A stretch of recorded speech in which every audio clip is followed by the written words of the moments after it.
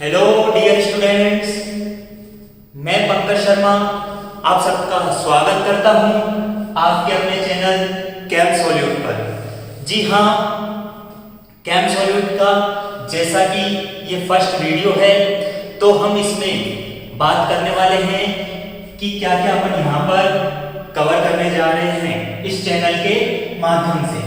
तो ध्यान देना, 11th और 12th का जो केमिस्ट्री का पोर्शन है वो हम यहाँ पे कवर करेंगे, जिसमें भी अपना फर्स्ट जो टारगेट है वो होगी एनसीईआरटीज। ध्यान देना भाई, एनसीईआरटी अच्छे से अपन यहाँ पे करेंगे। सेकंड थिंग मैंने यहाँ पर लिख रखी है नोट्स।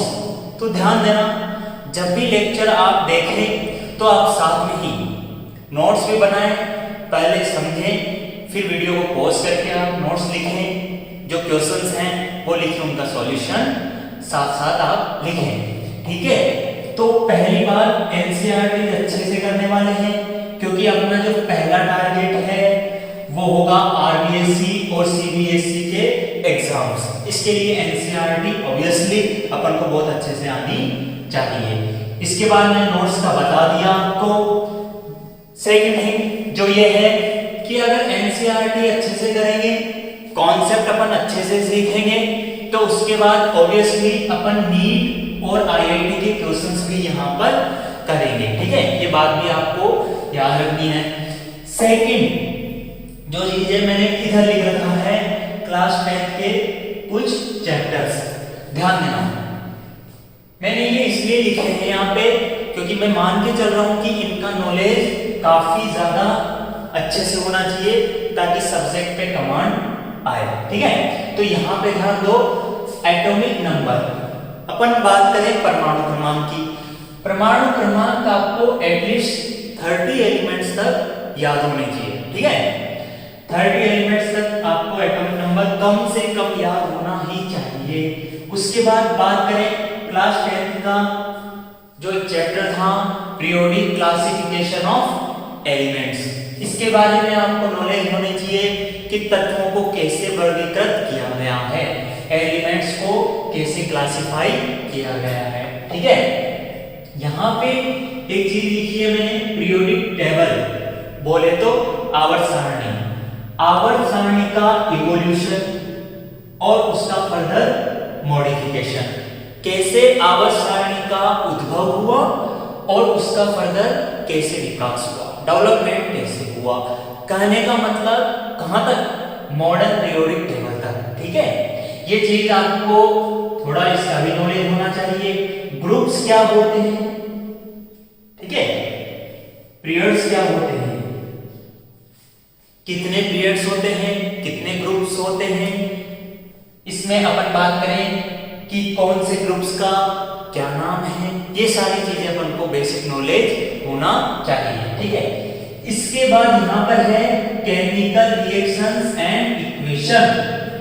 हिंदी में बोले तो रासायनिक अभिक्रियाएं और समीकरण। ठीक है, इस चीज में आपको ये वाली चीज सबसे ज्यादा इंपॉर्टेंट है, जो आपको आनी ही चाहिए कि किसी भी केमिकल इक्वेशन को, किसी भी रासायनिक समीकरण को कैसे संतुलित करते हैं। That is how to balance chemical equation.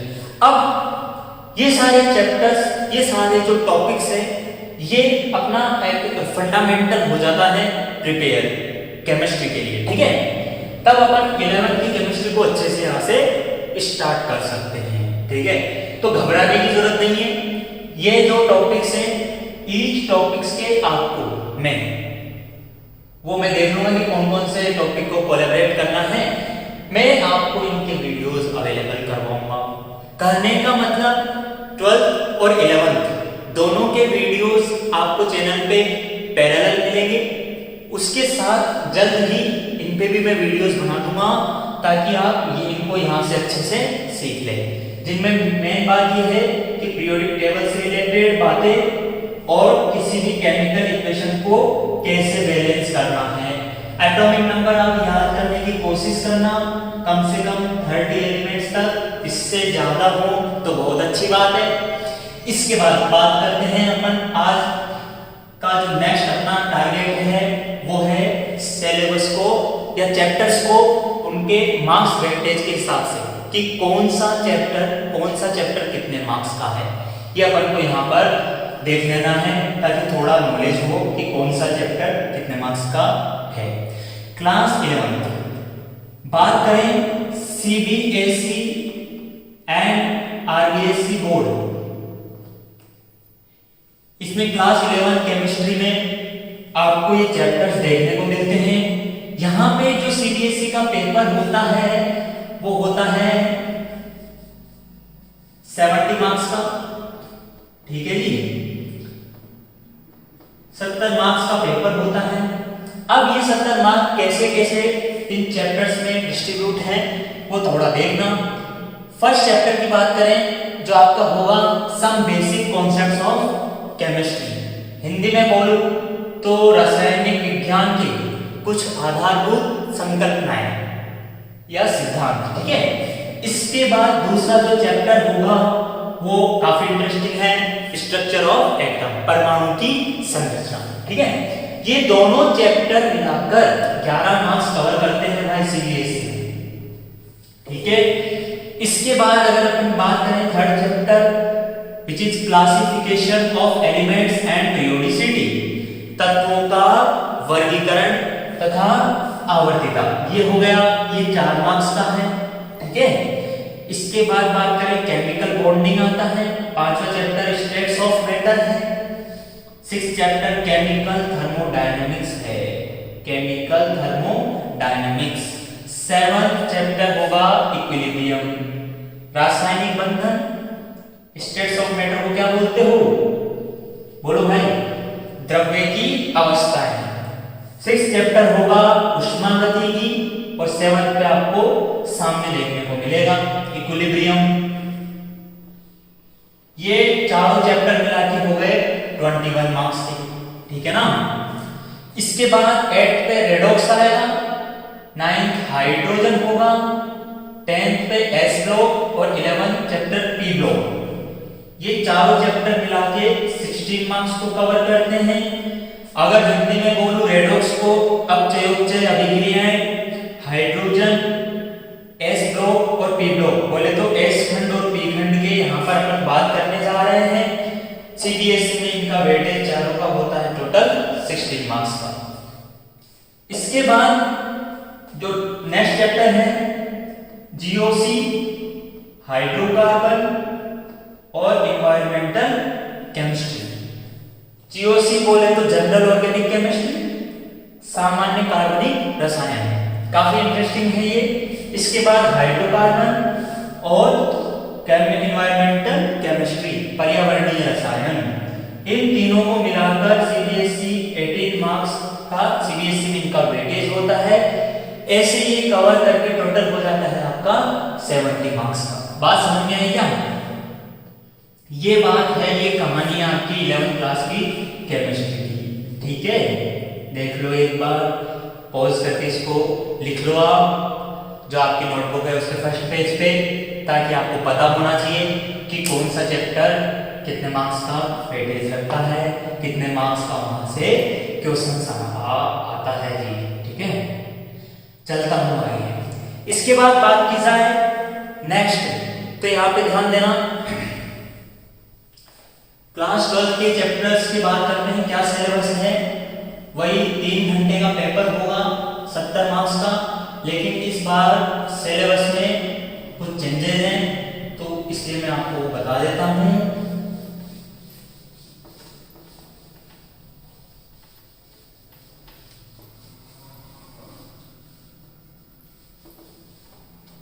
अगर बात करें अपन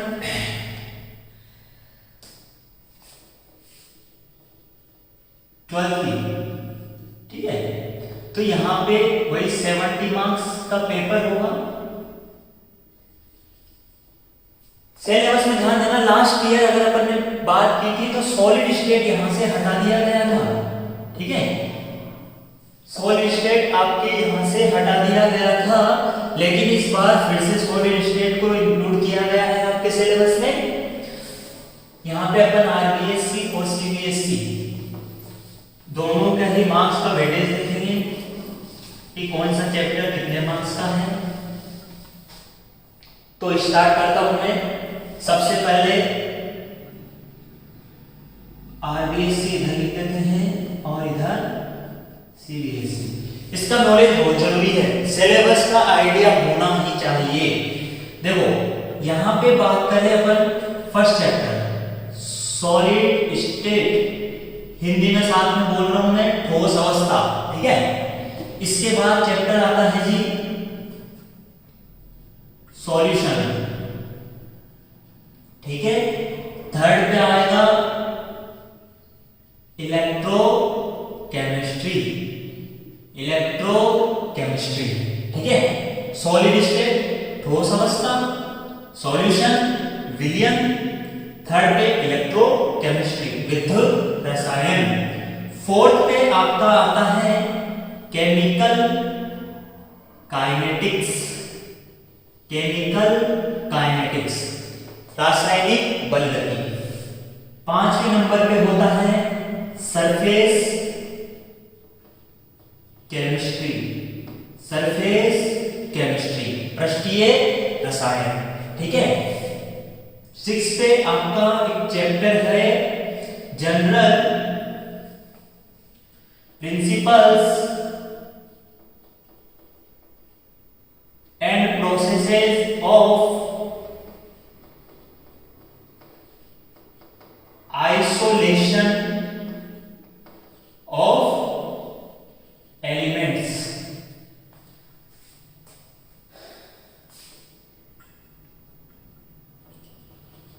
general principles and process of isolation of elements, कहने का मतलब तत्वों के जो कुछ बेसिक सिद्धांत और उन्हें अलग करने की, पृथक करने की जो विधियां हैं, जो मेथड्स हैं, उनकी बात होगी। सेवंथ पे आपका आता है पी ब्लॉक, क्या आएगा P block.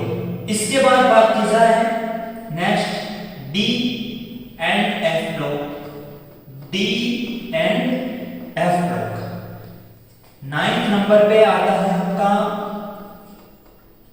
Coordination, coordination compounds, Hindi में इनको कहते हैं उप सहसंयोजक यौगिक। क्या बोलते हैं? उप सहसंयोजक यौगिक। 10th नंबर पे यहां पर अगर अपन बात करें तो यहां से ऑर्गेनिक का पोर्शन स्टार्ट होता है which is haloalkanes and haloarenes, haloalkanes, haloarenes, ठीक है।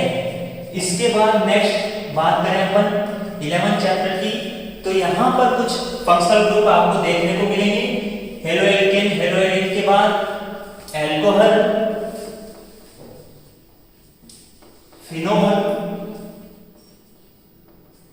And ether. तीन यहां पर क्रियात्मक समूह होंगे, एल्कोहल, फिनोल और ईथर, ठीक है। 12th चैप्टर जो होगा वो है आपका aldehyde, ketone and carboxylic acids. कौन सा होगा? एल्डिहाइड, कीटोन और कार्बोक्सिलिक एसिड्स। ये आपका 12th चैप्टर होगा। रिमेनिंग इधर लिखते हैं, तो ध्यान देना। इसके बाद अगर अपन बात करें कंपाउंड कंटेनिंग नाइट्रोजन्स, ठीक है। नेक्स्ट जो चैप्टर है वो होगा कंपाउंड कंटेनिंग नाइट्रोजन, ठीक है। इसके बाद बात की जाए 14th chapter which is biomolecules, जैव अणु। इसको बोलते हैं नाइट्रोजन रखने वाले यौगिक, ठीक है। ये हो गया बायोमोलिक्यूल्स। 15 पे आता है आपका पॉलीमर केमिस्ट्री, जिसको हिंदी में कहते हैं बहुलक, पॉलीमर हो गया। 16 पे आपको सिलेबस में मिलेगा स्टीरियो केमिस्ट्री, काफी इंटरेस्टिंग होने वाला है ये, जिसको हिंदी में क्या बोलते हैं? त्रिविम रसायन। स्टीरियो केम यहां से पढ़ेंगे। इसके बाद लास्ट चैप्टर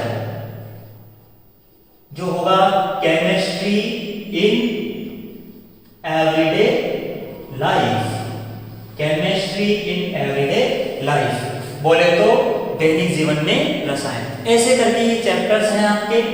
अब यहाँ पे मैं मार्क्स का जो है वेटेज बता देता हूँ आपको, ध्यान देना। ये थोड़ा फोकस करना, सिलेबस में क्या क्या चेंजेस हुआ है एक बार मैं आपको बता देता हूँ। इस बार जो है सिलेबस में सॉलिड स्टेट इंक्लूड किया गया है, तो इसमें सीबीएसई की बात है भाई, ठीक है। ये सॉलिड स्टेट यहाँ पे फिर से लेके आ गए, लास्ट ईयर इसको हटा दिया गया था। और यहाँ पे देखना है पी ब्लॉक, पी ब्लॉक में भी मेजर चेंज है जो मैं यहाँ पे लिखता हूँ, क्या है। अब जब आप पी ब्लॉक देखोगे तो पी ब्लॉक में आपको ग्रुप 15 भी ऐड कर दिया गया है, 15वें वर्ग के तत्वों को भी शामिल कर दिया गया है, जिनको क्या बोलते हैं आप, नाइट्रोजन फैमिली, ठीक है। ये दो मेजर चेंजेस हैं। एक सॉलिड स्टेट फिर से आ गया है सीबीएसई में, पी ब्लॉक जो पहले स्टार्ट होता था 16 से, अब 15 से स्टार्ट हुआ, ग्रुप 15 से, ठीक है। मार्क्स की बात करते हैं, तो मार्क्स में अपन बात करें सॉलिड स्टेट, सॉलिड स्टेट आपका 3 मार्क्स का, ठीक है। आरबीएसई बोर्ड की बात कर रहा हूं यहाँ पे, सॉल्यूशन भी होगा 3 मार्क्स का, ठीक है भाई। और ये जो चैप्टर्स हैं कौन कौन से, इलेक्ट्रोकेमिस्ट्री, केमिकल काइनेटिक्स और सरफेस केमिस्ट्री। आरबीएसई में ये तीनों चैप्टर्स, इनका वेटेज होता है 4 मार्क्स का। प्रत्येक चैप्टर, ईच चैप्टर, कंफ्यूज मत होना यहाँ पे, प्रत्येक जो चैप्टर होगा, चाहे वो विद्युत रसायन हो, रासायनिक बलगतिकी हो, पृष्ठीय रसायन हो, ये मिला के प्रत्येक चैप्टर जो है 4-4 मार्क्स का होने वाला है। इसके बाद बात करूं general principles and process of isolation of elements, कहने का मतलब जो छठा चैप्टर है इससे क्वेश्चन आपको मिलता है 2 मार्क्स का, ठीक है। इसके बाद बात करें पी ब्लॉक, पी ब्लॉक से क्वेश्चन आता है ये 4 मार्क्स का, ठीक है। डी एंड एफ ब्लॉक और उपसंयोजक यौगिक, बोले तो कोऑर्डिनेशन कंपाउंड्स, ये जो है ये प्रत्येक चैप्टर होता है आपका यहां से 3 मार्क्स, ईच चैप्टर कितने मार्क्स का होगा, 3 मार्क्स का। आरबीएसई की बात चल रही। इसके बाद बात करें हेलो एल्केन्स, अल्कोहल, फिनोल और ईथर, ये जो दोनों चैप्टर हैं ये प्रत्येक चैप्टर आपका होगा 4 मार्क्स का। प्रत्येक चैप्टर से कितने कितने मार्क्स के क्वेश्चन आएंगे, 4-4 मार्क्स, ठीक है। नेक्स्ट बात करें अपन एल्डिहाइड, कीटोन, कार्बोक्सिलिक एसिड, ये भी 3 मार्क्स का चैप्टर होगा। और ये जो सारे बच गए आपके रिमेनिंग सब कंपाउंड कंटेनिंग नाइट्रोजन हुआ, जैव हो गए, बहुलक, त्रिविम रसायन और दैनिक जीवन में रसायन, ये सब ईच चैप्टर 3 मार्क्स का वेटेज रखता है। हो जाएगा ना, यहां से जो प्रत्येक चैप्टर का वेटेज है वो कितने मार्क्स का है, 3 मार्क्स का। बात समझ में आई। आरबीएसई वाले यहां से एक बार इसको देख लो, लिख लो, फिर सीबीएसई की बात करता हूं,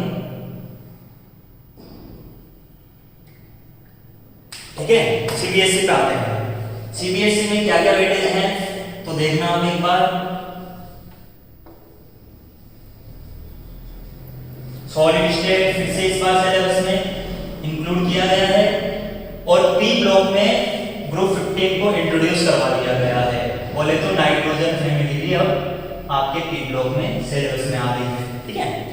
मार्क्स वेटेज की बात करें तो ध्यान देना, solid state, solution, electrochemistry, chemical kinetics और सरफेस केमिस्ट्री, ये चारों चैप्टर मिला के कवर करते हैं 23 मार्क्स को, ठीक है भाई।